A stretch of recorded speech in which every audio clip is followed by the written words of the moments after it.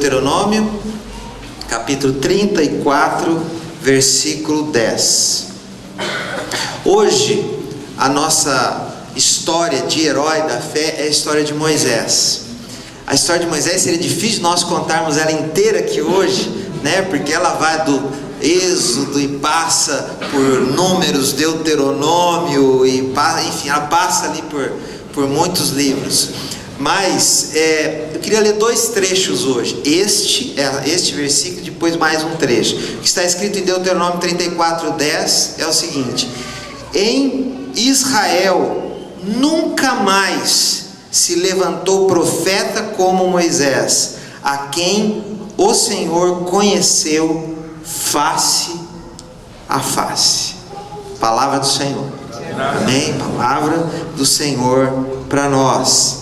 Então nunca houve um profeta, nunca mais passou por alguém como Moisés. A história de Moisés é uma história extraordinária. Eu vou tentar resumi-la para você em alguns pontos, para nós chegarmos a um trecho da história dele que eu gostaria que nós nos concentrássemos hoje. A história de Moisés começa lá no Êxodo, capítulo 2. Moisés foi escolhido por Deus para livrar o povo da escravidão no Egito. Você que vem acompanhando essas histórias viu que na semana passada nós falamos sobre José, e que José levou toda a família dele, o próprio Israel, que era o pai dele, Jacó, para o Egito. E lá no Egito eles se estabeleceram sob a bênção do faraó, que governava naquela época. Mas o tempo passou e duas coisas aconteceram. Primeiro, o povo de Israel se multiplicou, cresceu e se tornou um povo enorme lá no Egito. Segunda coisa, um outro faraó se tornou, rei sobre o Egito. Se passaram então aí centenas de anos, e 400 anos, quase 400 anos depois, o que é que acontece? Esse faraó tinha receio de que aquele povo tão numeroso pudesse tomar o Egito, que ele pudesse fazer aliança com algum povo de outro povo e invadir, se tornar um problema. Então a decisão dele é o seguinte: nós precisamos diminuir com esse povo. Uma coisa, colocaram eles numa escravidão ferrenha lá dentro daquele país. Eles se tornaram escravos no país. A outra coisa, ele mandou matar todos os filhos primogênitos, homens. Mandou as parteiras assassinarem. Então, quando nascia um homem, eles assassinavam. E um dos que nasceu nessa época foi Moisés. E para que ele não fosse morto, o que aconteceu é o seguinte: a mãe dele colocou ele num cesto e colocou ele na água, e deixou ele flutuando, e ele foi parar nas mãos da princesa, da filha do faraó. Ela pegou aquela criança, trouxe para si, não tinha como cuidar dele, convidou, pediu ajuda para que alguém pudesse cuidá-la, e o fato é que quem se tornou a cuidadora de Moisés foi a própria mãe dele. E ela está lá dentro do palácio cuidando do próprio filho, como filho da princesa, como neto do faraó. E foi ali que Moisés foi criado. O nome dele significa aquele que foi retirado das águas, porque essa é a história de Moisés. Moisés cresceu ali e se tornou um príncipe ali dentro. Mas ele conhece a sua história mais tarde. Um dia ele encontra um egípcio batendo num hebreu, num judeu, alguém que era do sangue dele, e ele assassina essa pessoa. Ele assassina um egípcio, e por conta disso o faraó manda matá-lo. E agora ele foge, dessa sentença de morte, e lá, longe no deserto, enquanto ele estava reconstruindo a sua vida, Deus fala com ele. Enquanto ele estava no deserto lá pastoreando, ele tem um encontro com o Senhor, e o Senhor fala com ele através de um arbusto. Um arbusto começa como se fosse pegar fogo, uma sarça começa como se tivesse fogo, ela não queimava, mas ela era como fogo, e Deus fala com ele. E o que Deus fala com ele é o seguinte: eu quero que você volte para o Egito, eu quero que você arranque o meu povo de lá. Esse chamado tem muitos detalhes. Moisés resiste, ele fala: eu não sei como falar, enfim, tem muita coisa que acontece. Mas depois, com a ajuda de Arão, ele vai cumprir esse chamado dele. Ele volta para o Egito para arrancar então o povo do Egito daquela escravidão.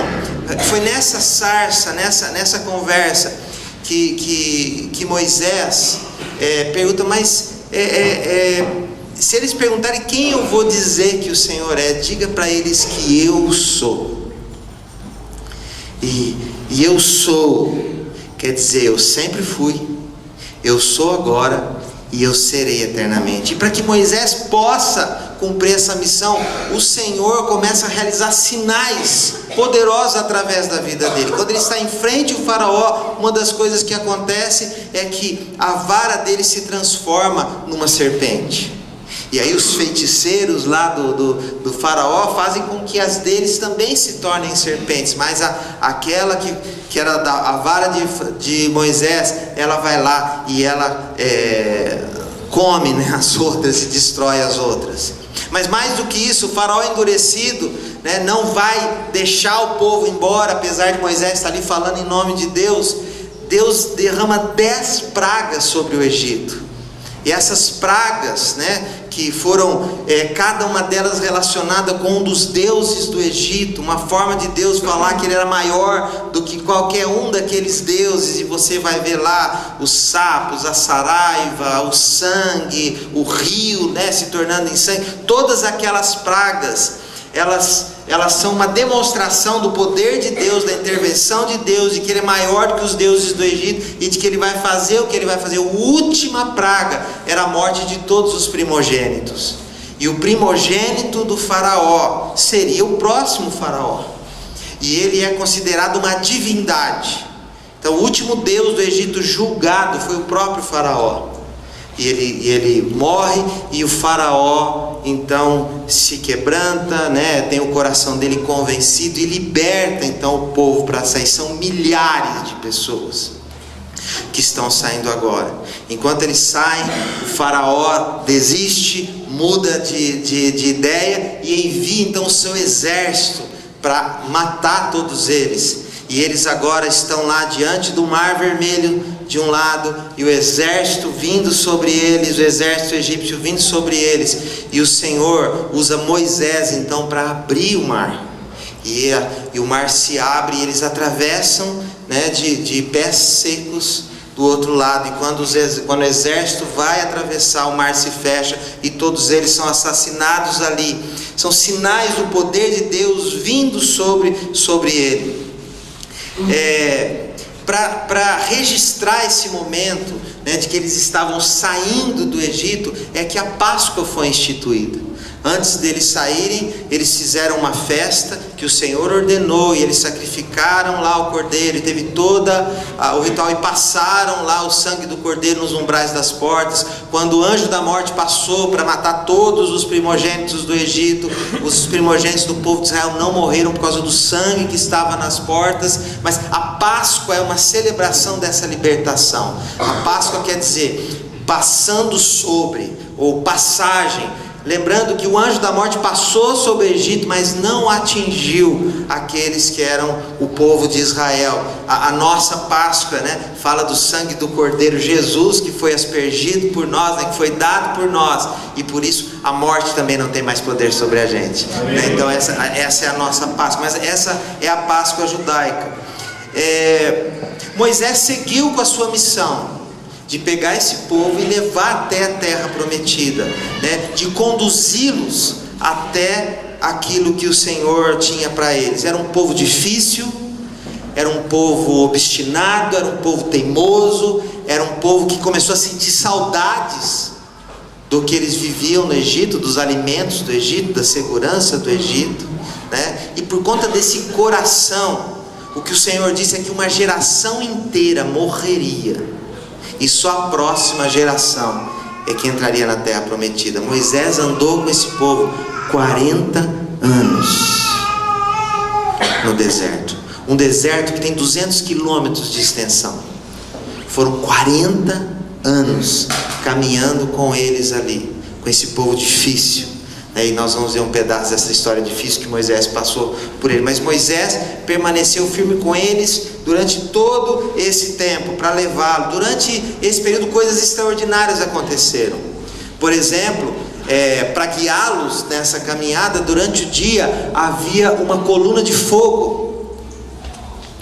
Uma nuvem, durante o dia era uma nuvem enorme, que estava diante deles, e eles caminhavam, e aquela nuvem trazia sombra para eles, e eles seguiam aquela nuvem que dirigia eles no deserto. Ela parava, eles paravam. À noite, aquela nuvem se transformava numa coluna de fogo, que trazia calor para eles. Tanta coisa, que ele pode aprender com isso, Então, no meio do calor, a nuvem traz sombra. No meio do frio, a nuvem se torna fogo e traz calor. O povo, Moisés presenciou todas essas coisas. Moisés, outra coisa que aconteceu com ele, uma rocha, foi tocada ali por Moisés, Deus mandou ele falar com ela, mas ele foi lá e tocou. Isso é outra coisa que eu queria falar depois. Mas ele viu água sair de onde não havia para alimentar. Ele viu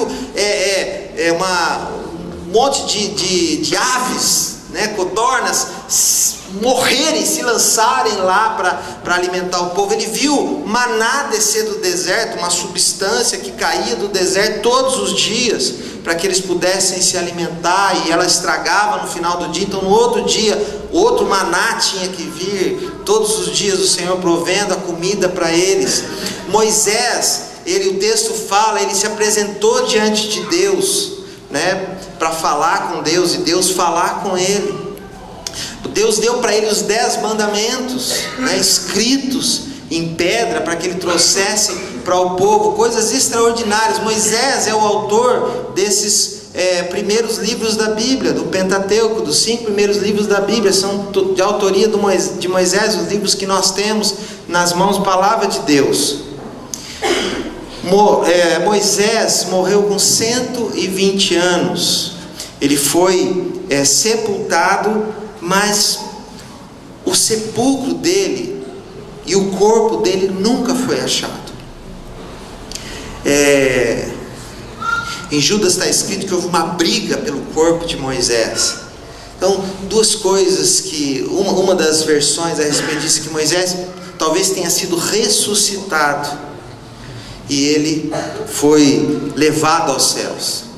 Uma das coisas que sustenta isso é que lá Jesus, no Monte da Transfiguração, ele encontra, está Elias e Moisés com ele. Elias foi transladado, não morreu. Está lá Moisés junto com ele. Mas essa história toda de Moisés, ela mereceria um final melhor, porque Moisés, ele caminhou 40 anos com aquele povo. Ele chegou na porta da terra prometida, ele viu a terra prometida, mas ele não entrou. Esse é o final da história de Moisés. Depois de tudo isso que nós falamos aqui, ele viu a terra prometida, mas ele não entrou. Ele não entrou porque lá atrás ele desobedeceu a Deus. A ordem para ele com a rocha é para que ele falasse com a rocha, mas ele foi lá e bateu na rocha 2 vezes. Deus pegou pesado com ele. Deus não divide a glória dele, E a penalidade de Moisés é que ele veria a terra prometida, mas não entraria nela.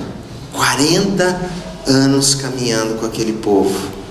Chegou na frente do objetivo dele, e ele não alcançou.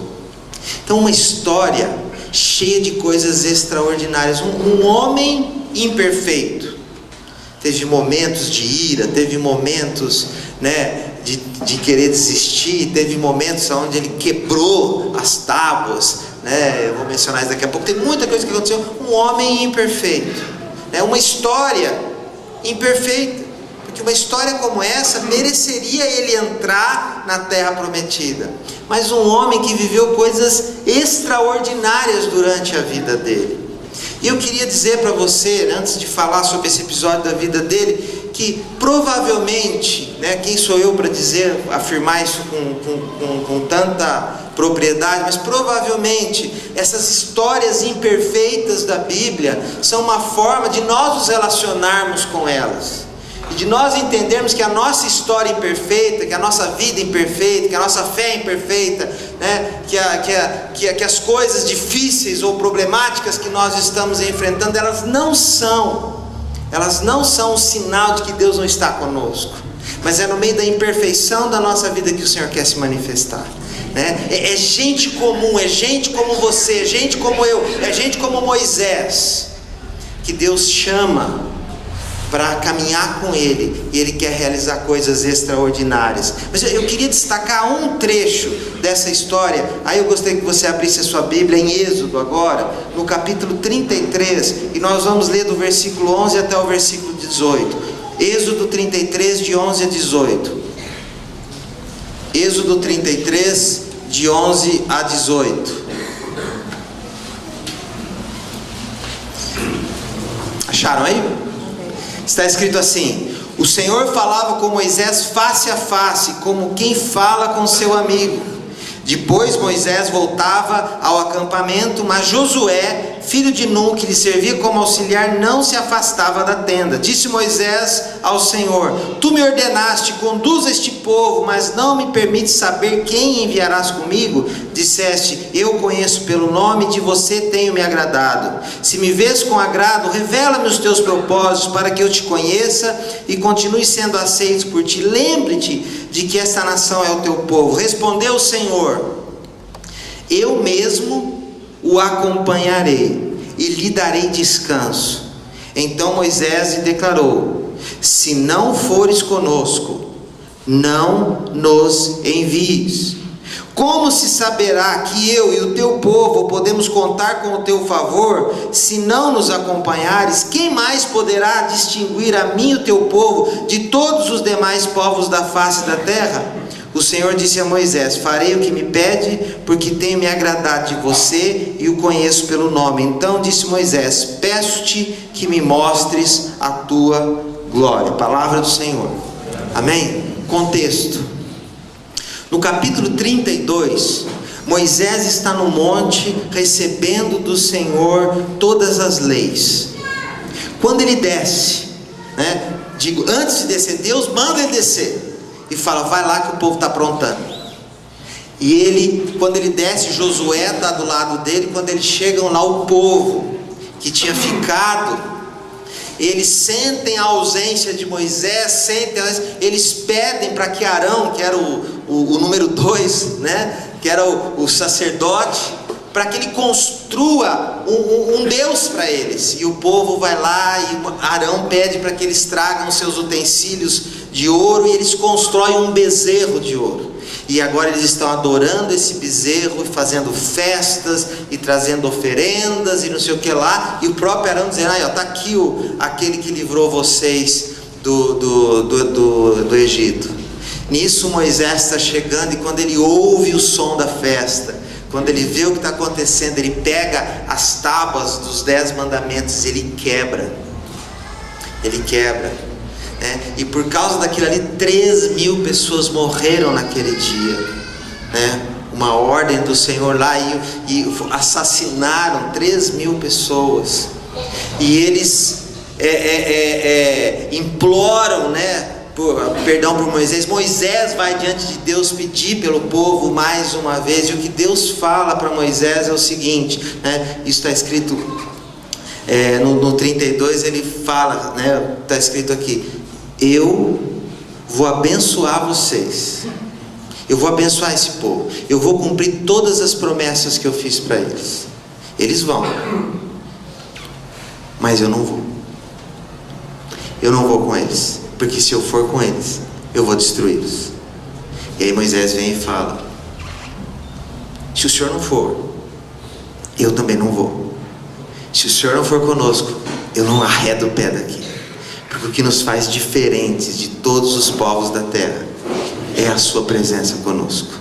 E Deus pega e fala: eu me agrado de você, então por isso eu vou fazer o que você está pedindo. Várias vezes Moisés tem que ir diante de Deus para interceder por esse povo. 3 coisas que eu queria deixar para vocês a respeito desse momento de Moisés. A primeira coisa é: Deus quer falar conosco. Amém. Amém? Deus quer falar conosco. O texto fala que Moisés falava face a face com Deus, como quem fala com um amigo. O próprio texto de Êxodo fala que, na verdade, Moisés não falava com Deus face a face, ele tinha que ficar de costas para que a glória do Senhor passasse por ele, porque quem vê o Senhor face a face é consumido pela sua glória. Mas Deus conhecia esse Moisés face a face, e esse Moisés conhecia tanto a Deus e se aproximava tanto de Deus, como se visse Deus face a face. João 1,18 na verdade fala que ninguém jamais viu Deus face a face, né?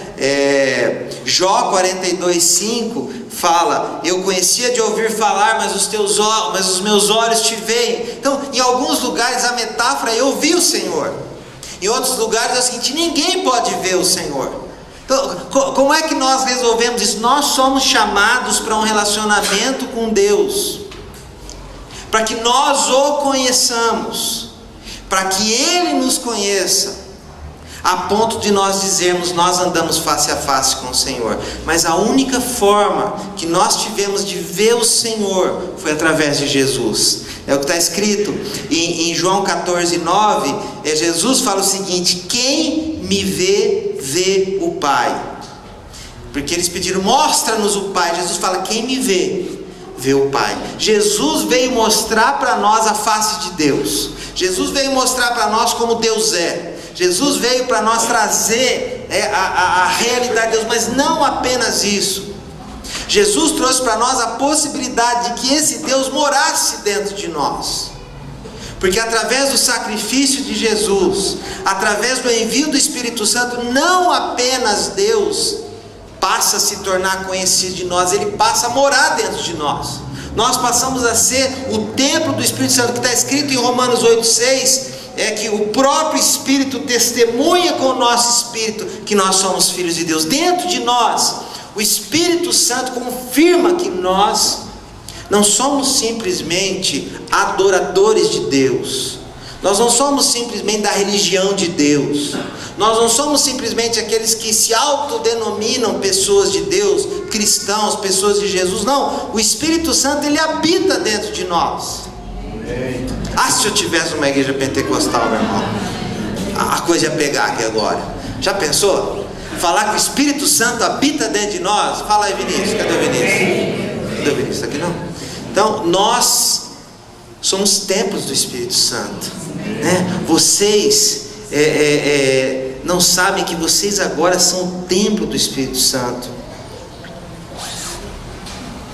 Hebreus 3, 7, 8 fala: portanto, como diz o Espírito Santo, se ouvirdes hoje a tua voz, não endureçam os seus corações.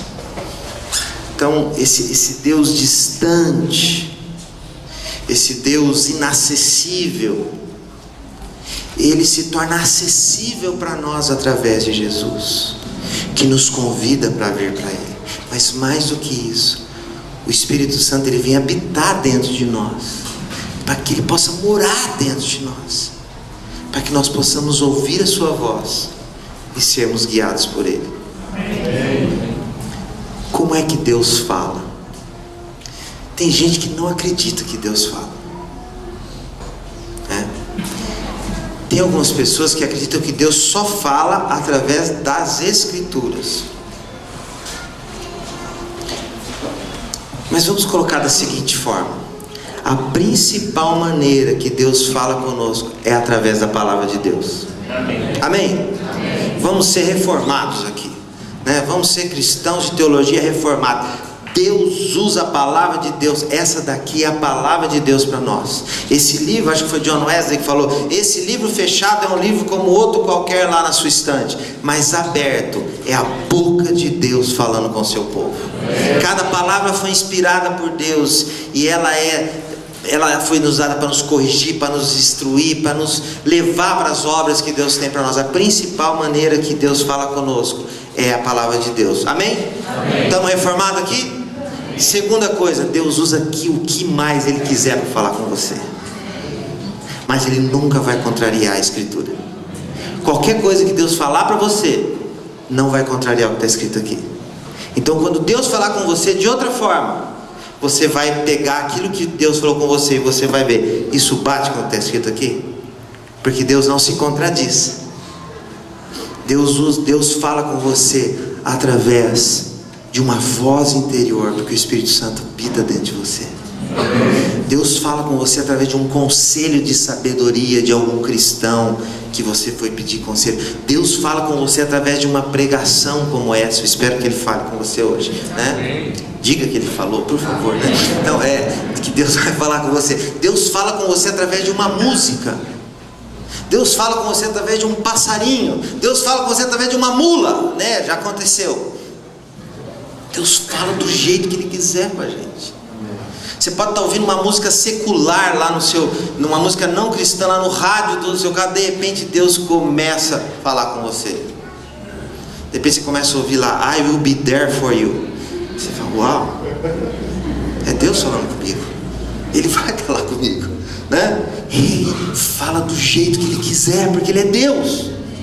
Ele usa uma sarça, Ele usa uma mula, Ele usa quem Ele quiser. Mas Deus sempre vai falar de acordo com as Escrituras. Fique atento à voz de Deus. Segunda coisa que eu queria dizer para você é que Deus é mais importante do que as bênçãos que Deus pode te dar. Nós somos ensinados a buscar Deus porque nós precisamos dEle. Mas Deus é mais importante do que qualquer coisa que Ele possa te dar. Quando nós olhamos para as Escrituras, o que nós vimos aqui é que Deus falou para Moisés: eu vou dar tudo que eu prometi para vocês. Eu vou dar terra, vou dar as bênçãos, vou dar as vitórias. Lá vocês vão ser ricos, felizes, prósperos. Vocês vão ter tudo aquilo que eu prometi. Mas eu não vou com vocês. Moisés fala o seguinte: se você não for, eu não vou. O que Moisés falou aqui foi o seguinte: não me interessa a bênção, não me interessa a comida, não me interessa o patrimônio, não me interessa a felicidade, não me interessa a realização, não me interessa nada dessas coisas, se eu não tiver o Senhor. Porque o que nos faz diferentes de todos os outros povos da terra, porque os outros também têm bênçãos, os outros também têm alegria, os outros também têm felicidade, mas o que nos faz diferentes dos outros é a tua presença no nosso meio. Foi isso que Moisés disse para Deus. Se você vai ler o Salmo 42 fala: a minha alma suspira por ti, Senhor. A minha alma tem sede de Deus. A verdadeira sede do nosso coração não é a respeito das bênçãos que Deus pode dar para nós, mas é do próprio Deus. É o próprio Deus. Só Ele pode satisfazer a sede do coração de uma pessoa. Nada que Ele possa dar para nós. Eu sei que você está orando, você está pedindo, você está buscando, você confia, você crê, mas eu queria lembrar você o seguinte: Deus é mais importante do que qualquer bênção que você esteja buscando. É isso que Moisés ensina aqui para a gente.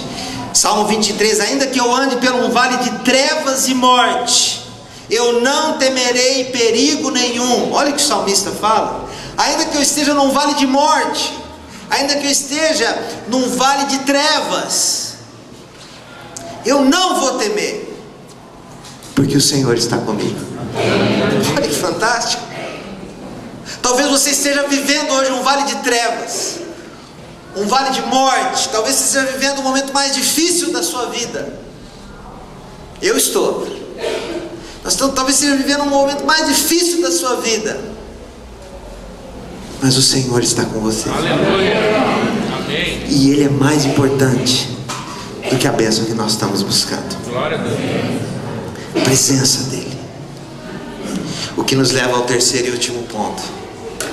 A presença de Deus é que faz toda a diferença. O que transforma tudo é a presença de Deus. O que Moisés fala, o que nos faz diferente dos outros é a sua presença entre nós. Gente, as outras pessoas também cantam melhor que a As outras pessoas também têm princípios morais muito bons. Vai ver os candidatos aí à presidência, sem citar nomes, tá bom? Sem citar nomes. Tem princípios morais bons. Existem pessoas que estão bem de vida. Existem pessoas que têm famílias corretíssimas, filhos que são melhores que os filhos dos crentes. Tem pessoas desfrutando do melhor dessa terra, viajando, voando, e o Facebook é uma maravilha, né? Você chora quando você vê o Facebook da pessoa. Ela só sorri, ela não tem ruga, né? O cabelo não despenteia, é só lugares bonitos, só comida bacana. Misericórdia, Senhor, cadê a sua bênção sobre a minha vida? Você olha para aquela foto, você olha para o espelho e fala: misericórdia, Senhor. Você olha para aquela comida e olha para o seu prato. Você olha para aquele carro e olha para o seu carro. Você olha para aquela casa e vê a sua casa e fala: Jesus do céu, o que eu fiz de errado? Né?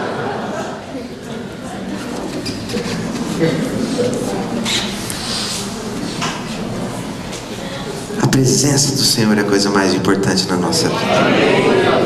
A presença do Senhor é a coisa mais importante na nossa vida.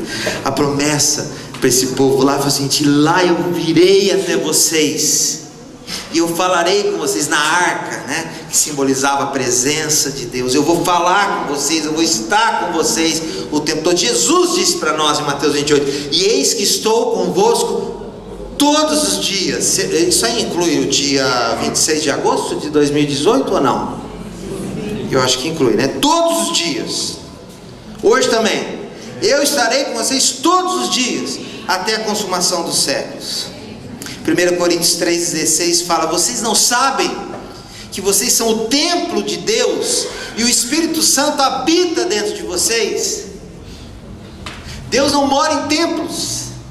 Ele não mora nesse aqui, Rua Dr. José Lisboa Júnior, A19. Ele não mora aqui. Esse não é. Se quiser mandar uma carta para Deus, bota no seu endereço, porque é lá que Ele mora. Ele mora com você. Ele mora no seu coração. Você é o templo. Não existe um lugar. Eu vou lá buscar. Não existe um monte, não existe uma igreja, não existe um culto, não existe. Deus escolheu habitar no seu coração, no meu coração. Nós somos o templo. Nós somos a arca da aliança. Amém. E aonde nós vamos, a presença de Deus vai com a gente. Aonde eu vou, a presença de Deus. Eu contei para vocês a história da Santinha. Aqui em Piratininga tem aquele hábito lá da igreja católica, né, de você levar a Santinha um na casa do outro, né? Eu acho super bacana a devoção desse pessoal, né? Então, um dia eu estava lá e chegou um vizinho e não sabia que eu sou evangélico, né? E a vizinha veio lá e trouxe a Santinha, né? E ela entregou para mim. Isso fez me lembrar a minha infância, porque na minha casa ia a Santinha também. Aí eu expliquei para ela que eu não era evangélico, o vizinho ali, ela foi lá na educação, na paz. Não chutei, né? Porque tem uns caras aí que fazem uma bobagem. Fui lá. Mas eu me lembro quando eu era criança, que vinha a Santinha. E aí ela ficava a semana inteira dentro de casa. A gente corria, né? A gente tava correndo, aí chegava na sala, via a Santinha. Né? A gente tava brigando, via a Santinha. Saia brigando assim. Porque a Santinha estava lá. Aí tinha hora de levar a Santinha pro vizinho. A gente brigava para levar a Santinha. Aí eu pegava lá, era a minha vez de pegar a Santinha.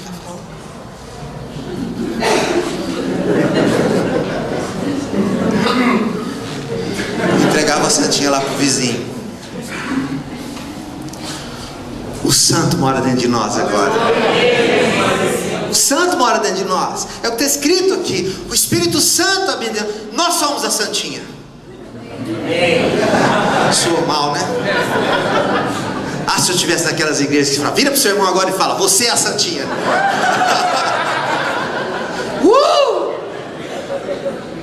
Nossa.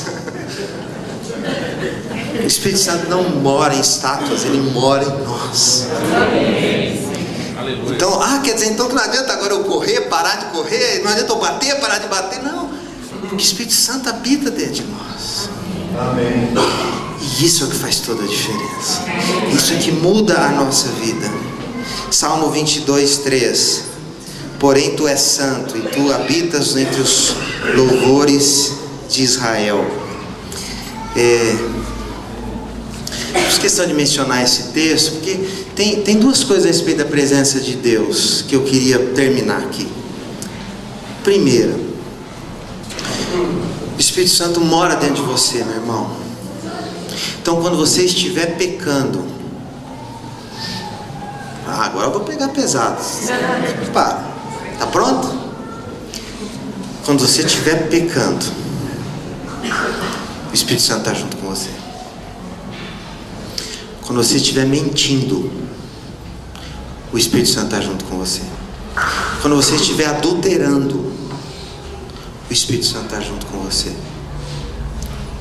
Quando você estiver fazendo qualquer coisa errada, muito errada, ou pouco errada, ou mais ou menos errada, lembre-se, o Espírito Santo mora dentro de você.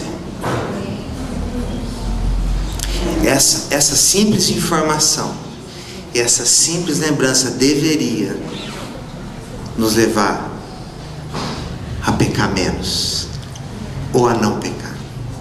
Porque talvez para cometer o seu pecado você fecha a porta. Talvez para cometer o seu pecado você desconecta da internet. Talvez para cometer o seu pecado você vai para um outro lugar, para uma outra cidade, para uma outra localidade. Eu quero lembrar você que o Espírito Santo vai junto com você. A outra coisa, essa é a parte difícil, a parte boa. Não importa o problema que você estiver vivendo, não importa o que as pessoas falem a teu respeito, não importa se as pessoas viraram as costas para você, não importa se ninguém lembra de você, não importa se ninguém se preocupa com você, não importa se ninguém curte as suas postagens no Facebook, não importa se ninguém vai lá na sua casa, o Espírito Santo está com você. Ele habita dentro de você, Ele está com você.